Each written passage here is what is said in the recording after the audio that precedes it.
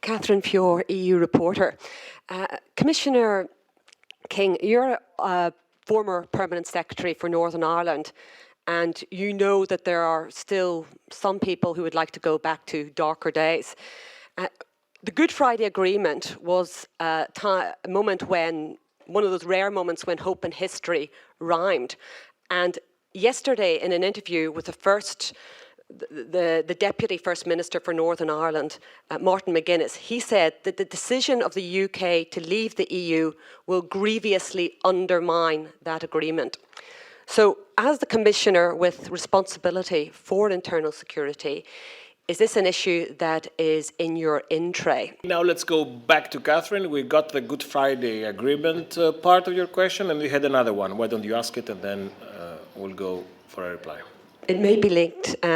When Theresa May was Home Secretary and in favour of the UK remaining within the EU, one of the reasons she gave was the benefits of security cooperation. So how do you think security cooperation between the UK and the EU 27 will work in future? Thank you.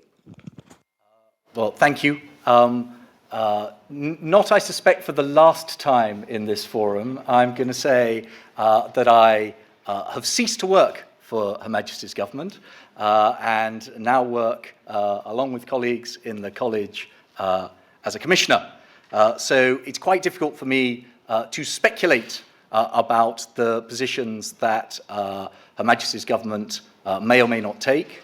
I will say that I note, because I think it's been noted by the College in General, that in the recent speech to her party conference, Prime Minister May picked out again law enforcement and counter-terrorism as two areas where she hoped it would be possible to continue the closest possible cooperation.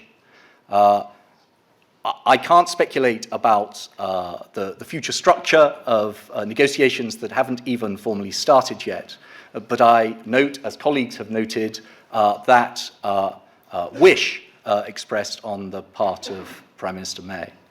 On Northern Ireland, again, I mean, it's a clever way of asking a question about Brexit.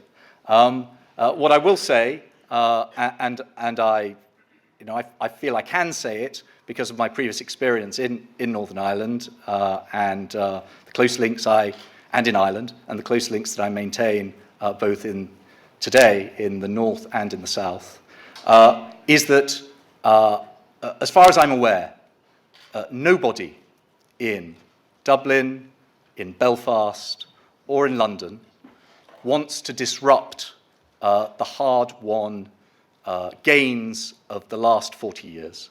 Nobody wants to disrupt the peace process, and various extensive statements have been made about the efforts that are going to be made together to maintain the fluid passage backwards and forwards between the north and the south across the border.